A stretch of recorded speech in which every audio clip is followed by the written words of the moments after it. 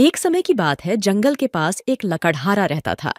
वो जंगल में लकड़ी इकट्ठा करता था और उन्हें पास के बाजार में बेचता था कुछ पैसों के लिए। एक दिन की बात है, वो एक पेड़ काट रहा था। तभी हुआ ये कि गलती से उसकी कुल्हाड़ी पास की एक नदी में गिर गई। नदी बहुत ज्यादा गहरी थी और वास्तव में तेजी से बह रही थी। उसने बहुत प्रयत्न किया अपने कुल्हाड़ी को खोजने की, लेकिन उसे वो वहां नहीं मिली। अब उसे लगा कि उसने कुल्हाड़ी खो दी है। वहीं दुखी होकर वो नदी के किनारे बैठकर रोने लगा। उसके रोने की आवाज सुनकर नदी के भगवान उठे और उस लकड़हारे से पूछा कि क्या हुआ। लकड़हारा ने उन्हें अपनी दुखद कहानी बताई।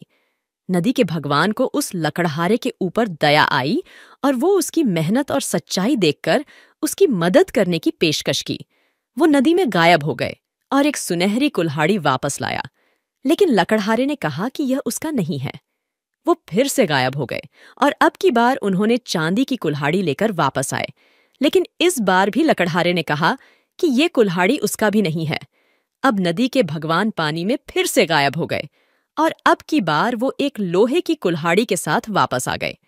लकड़ी का कुल्हाड़ी देखकर लकड़हारा मुस्कुराया और कहा कि यह उसकी कुल्हाड़ी है।